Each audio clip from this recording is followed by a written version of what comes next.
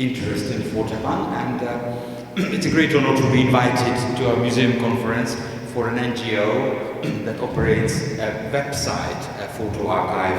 And I decided to talk in English and not in Hungarian, though I'm from this country, because we badly need foreign connections, and I hope it is not a problem for most of you, and otherwise it can be translated. So thanks very much for the invitation, and it's the very first conference. I attend many conferences, but it's not behind schedule, but in front of the schedule, so I can start 10 minutes earlier than it was scheduled.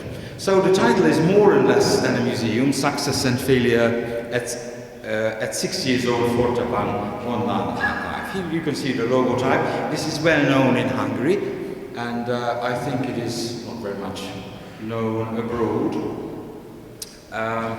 It is pretty much the most valuable non-profit brand in Hungary. And this is how it looks. If you look at it, you can see the total number of photographs that you can. Here you can see how many it's about. There was an upgrade 2 days ago, so it's 75,000, roughly 75,000 photos. If you click at frisch, that is fresh, you can only see the improvement. It is close to 2,000 photos that was uploaded the day before yesterday. You can search here, there is a forum, you can send emails to the editors and you can change it to English. And here you can see the number, and here you can see what is known about these photos. You can see the text, and you can go on here that. You can download here in large resolution here. I hope all Hungarians know it. It's for the sake of foreigners here. These are the donors. If you scroll down on the website, you can find our donors. This is not online, so you can't do it, but if you click on any of the names, then only the photos donated by these donors come up, and you can browse these photos only. I just show you a couple of the early photos, some cute photos, a little boy or girl at the old Elizabeth Bridge on Gallet Hill, and this is a photo where from we know that there was so many swimming pools on the river where people could swim on river water. The river was so clean that we could do that. Thanks to the efforts of the European Union and the taxpayers of the European Union, it is clean again. So soon we can have them back. That's a military competition, swimming competition for soldiers, because they wear the same uniform. Sorry. Let's go back. Yes. And also it's a great source for this building, because this tower is missing now in the west side. That is just a big lady and a small man is weighing him on Margaret Island. And that is a very nice photo from 1911. That building is, of course, familiar for most Budapest people. It's the Rózsavölgyi music shop, and this is Leitersdorfer Dávid and Fia. This was a high-profile tailor shop, and this building was built by the son of the tailor, Béla Lajta, the famous architect. The father didn't want Hungarian as his name because he said that if you can't change a tailor's name, you can change your names if you want to leave behind your family, but you can't change a tailor's name. Now, what is it? What is Fortepan Online Archive? This is a curated, online, free photo archive operating according to Creative Commons 3.0 standard. That means that name it and use it for anything, even for-profit projects. You can use it free of permission, free of charge. No money is included. We scan ourselves. We don't accept scanned photographs unless they qualify and meet these specifications. Well, this is for specialists, but it's quite high resolution because you can download high resolution photos free of charge from our website. Now, the Fortepan launch happened on the 20th of August 2010. There was about 5,000 images uploaded up front. It was not annotated at all, but it was in chronological order, roughly in chronological order. Today there are 74,995 images. It's annotated and searchable. Here you can see Miklos Tamás. He should be here, not me, but he's just in a badly lit basement somewhere scanning old photographs. He hates public speech, so I'm of the team who usually talks. And this is from nearby. He's a very creative guy. He has other great ideas, other great projects. He was also the initiator of the 100-year-old Houses Festival in Budapest, or the Houses with Star Festival. Fortepan team is partly a chain of autonomies, partly dictatorship, because we gather many archives or many finds, but it's Miklos Tamás, the editor and the founder, who decides as a curator what's on and what's not on. All started here. It's garbage day. I'm not sure about your country, or in Hungary, Fire Brigade, about 40 or 45 years, started this campaign in Budapest. Every season, neighborhood by neighborhood, Fire Brigade asks people to throw out what they don't need. And two young people started to pick up negatives, prints only, but mainly negatives. They couldn't leave it behind. These are the two guys, friends from secondary school. That is Ákos Szepesi, the other founder, but he dropped out of the project when the website became operational. It's very difficult to say how Fortepan is curated. Miklos Tamás is looking for meaningful photographs. When photography was born, there were 10,000s and millions of photos of people looking into the camera or families. There are very few of these photos are on Fortepan because they are not meaningful enough. This is meaningful for a family, but not for the public. Now the chronological scope originally, it was from 1900 to 1990. Now we have earlier images too, from the late 19th century, but not later, so this is very strict. The geographical scope evolved. First it was strictly Hungary, then Greater Hungary, Austro-Hungarian monarchy, and a recent change, Hungarian tourists in the world. You can find all kinds of photos on Fortepan, even Christian missionaries in China and all kinds of things. Fortepan was a Hungarian brand, now defunct, and we chose that name. It seems to be really very good. People remember the name Fortepan very easily. Can you remember, man? This is a great man in the history of photography. This is George Eastman, who established the Kodak factory.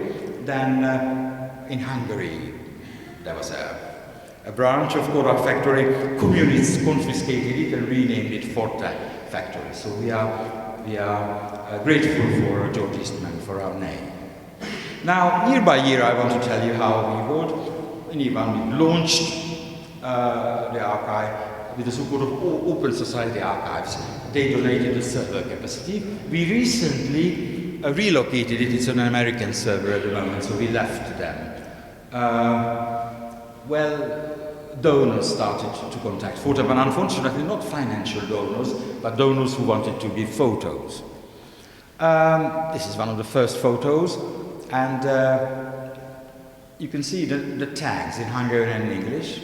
That is hat, fashion, picture, tranquility, braid, Budapest, high top shoes, and police vehicle, but I couldn't find a police vehicle. Some of the editors might download it in large resolution and found a police vehicle somewhere, because I can't make it out right here. And now year two, search capabilities appeared. The public forced Fortepan to create the search capabilities. They told us that they can't use it for anything, they can't search. There were more and more photos, and they needed search capabilities. There are two kinds of search capabilities now. Then business offers appeared. There were people who said that we give you money, you can go on as you wanted, but we all turned them down. No money was involved in that. It didn't arrive to Fortepan, and it never left Fortepan. Family donations appeared, and it was given a prize. This is a photo from the second year. Sorry, can I have a glass of water?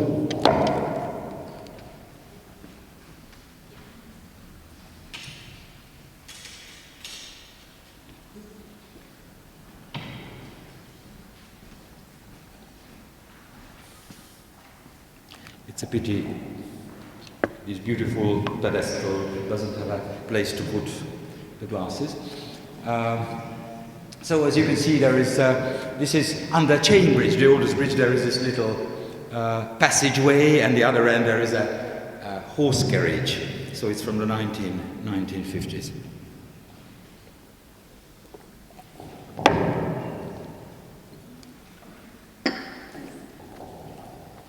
So let's go on. In year 3, exponential popularity growth came. Family donations don't seem to stop, and Fortepan was discovered by course book writers.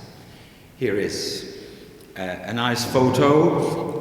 This is a Trabant factory. Trabant was a very popular car before the changes. I even had a Trabant car. It was not very fast. In year 4,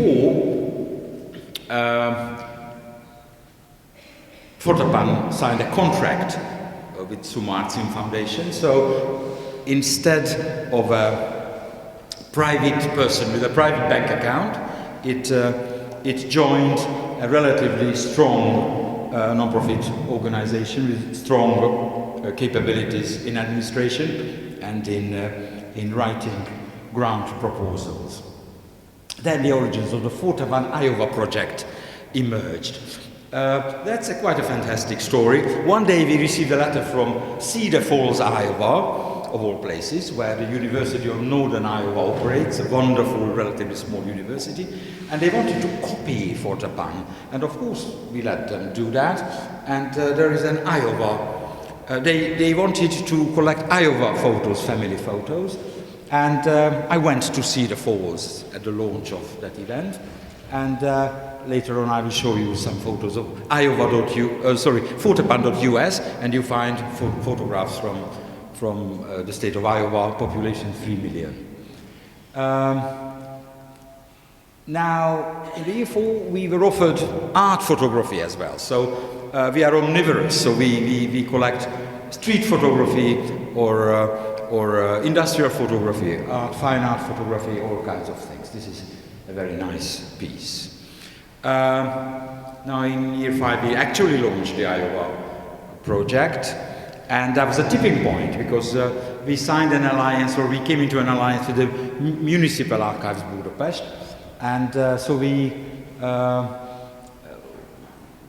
this was a major point in the development. You can see the University of Northern Iowa at the launch party. There were about 160 people, and the dean of the university said, "This is a great day for Iowa." Maybe it was exaggerated.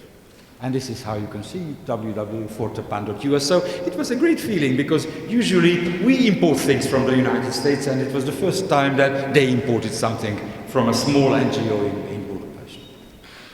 Now, in the 6th year, we more or less realized that there is a problem with all the photos. The stock, I call it the cuteness fallacy. That means the majority of the pictures are so cute, because in the interval period, where most of our photos were taken, only upper class people had enough money to take photographs and to pay for the films, and they had funny family scenes. So this doesn't represent life in Hungary at all. This is not our collective history. If all or the majority of the photographs, the overall majority of the photographs are nice, cute, and we can laugh at it and feel great.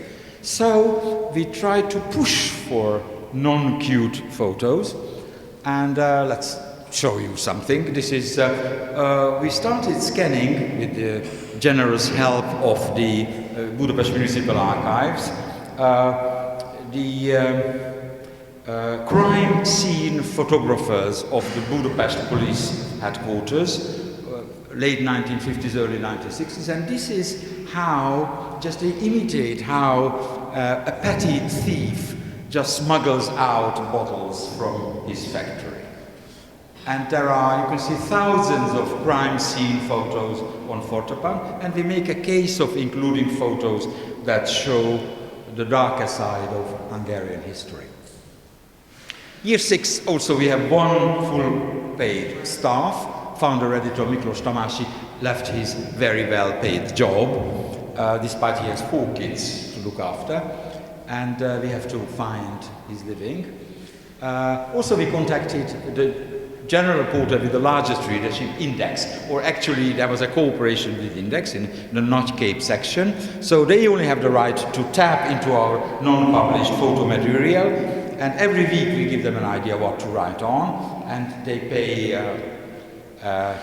for us sizable, for them a very modest sum every month for our services. This is the only income Fortepan has, only regular income, apart from 1% donations and occasional donations. Also, we have foreign contacts. Now, what is unique about Fortepan, this is, I try to summarize, there's a singular amount of public confidence towards Fortepan. I know that the wonderful historical photo collection of the National Museum is contacted every now and then, and donations are given, but it happens every week that we are called that, hey, we found a suitcase full of photos from Grandpa, do you need it? Of course we need them.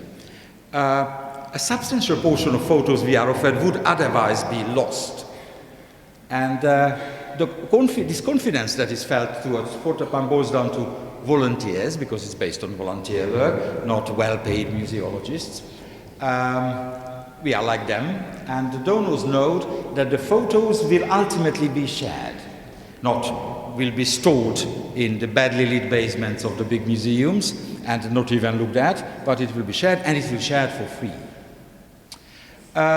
This year we tried international contacts, and we had some successes. This is a successful cooperation. This is Karl Lutz, the great savior of Budapest Jews in 1944, and 218 photos were given to us. It was a complicated process, took 6 months, but we are very happy with them. The Zurich archives that gave us to use it in a free way said that usually they charge for photos, but when we backed out of the cooperation, they said, okay, you do whatever you want. Yes, but even before this happened, as I told you, 1,500 images of Diocles, pivotal photographer of the fin du siècle, was given to Fortepan, and we shared it with the public. Why it is important? It was trend-setting. This was the first major public collection that took us seriously. We had connection with smaller provincial and religious archives that cooperated with us, and not any of the giants of the museum or public collections industry. Now, this is some of the photographs, very well known to Hungarians. This is Vörösmarty Square Center, Budapest, where none of these buildings exist, and a major big sculpture statue in the middle is still missing, so it's before 1906. This is the interior of a castle. This is the Millennium Exhibition, 1896, and I think it's Slavonian oak show, and this is a telephone central. Now, with the method of publication, we usually publish together chunks about 2,000 images each. There is a newsletter that tells it. Now, we uploaded isolated images, later finds, later on private archives, and later on we tried to be the crusaders of free access revolution. We also uploaded versos. We have hundreds of versos, back parts of photographs, and I think this is a very nice collection. Why do institutions cooperate? Those who do, most of them don't, but those few who do, basically they consider us a publicity channel.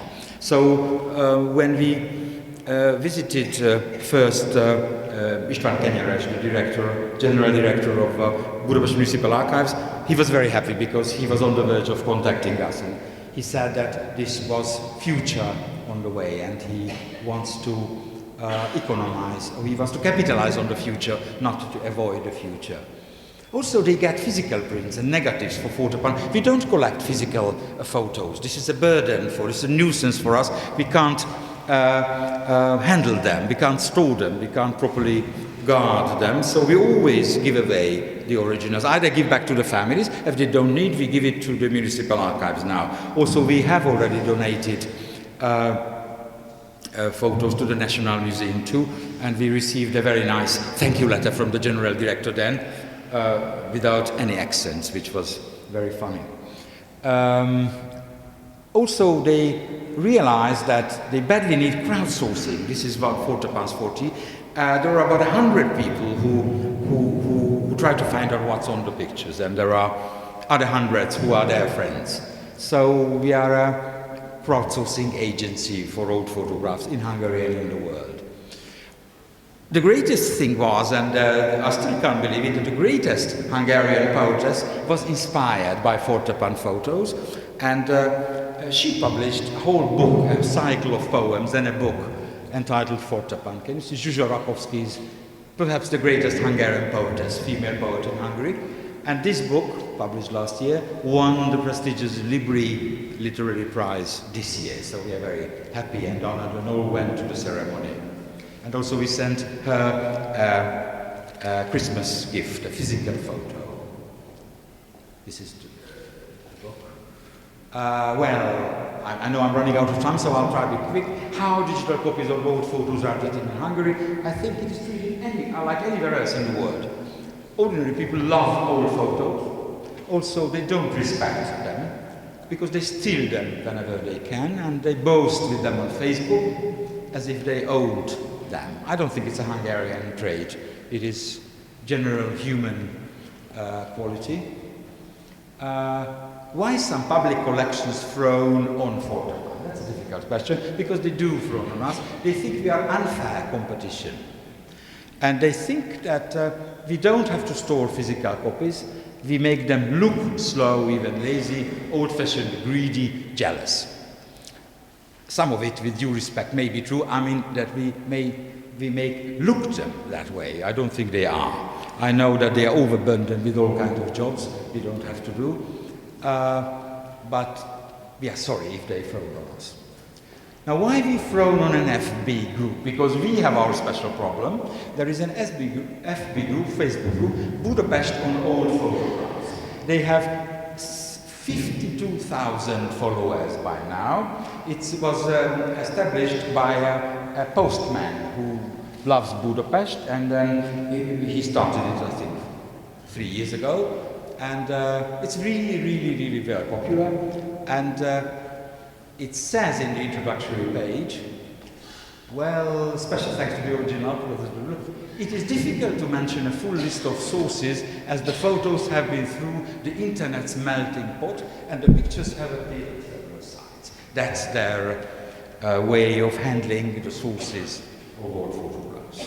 So we frown on them and we try to grill them. I'm a member of the group, and I've been nagging them to tell the true sources, and then there's little improvement, but not much.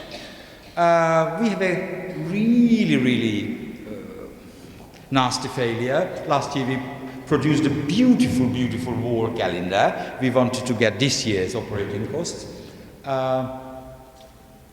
And it was available in 50 bookshops all over the country. We had free paper and free publicity for many papers. We printed 4,000 copies of it because we have 6,000 registrations on our newsletter and 20,000 likes on our website. We could sell 302 copies of this beautiful wall calendar. We lost 2 million forints. I mean, it was not Fortepan who lost it, but Sumartium lost it. This is the memorable failure. Underestimation of appreciation. We really believed that we are loved by our public, but they didn't love us as to spend about 11 euros each at Christmas. Lack of market research and no active PR campaign. Okay, I'm finishing. This is a photo I couldn't get from a Leipzig from the Helmut Newton Foundation. That's me when I was very young. This was taken by Helmut Newton, and this archive didn't even tell us where they have it. And then we could do that. This is Karl Lutz, and this is a beautiful photo taken by Karl Lutz in 1944. Jewish Hungarians queuing up for false papers. Recent upload. Yes, this is the last thing. This is a typical find. 2 years ago we were contacted by an old lady that she found a box of photos, and in 1944 a family left it behind and said that they will come and pick it up. They never came. This is some photos from that. Can you recognize this man? He's significantly older now, some 80 years older now, but I think still his face. This is his father, this is in Moscow, and this is this man, yes? Well, this is billionaire philanthropist George Soros at the age of 15. So this is his family archive was found. Until his family left in 1956, not 1944, it turned out. And we have immediate ambitions for 2017. This is our immediate ambitions by 2020. We want to survive until 2020. And the activism side, finally, we have agreed. Well, we dream of a country where all museums are great guardians of the physical copies of pre-1990 analogous photos, but they all share what they have with the public that pays their costs, including me. All photos are on their respective websites, no watermarks, and downloadable free of charge. That's our dream. If laws dictate otherwise, let's change them. This is a never-ending story. These are the key volunteers who do that. And thanks very much for your interest.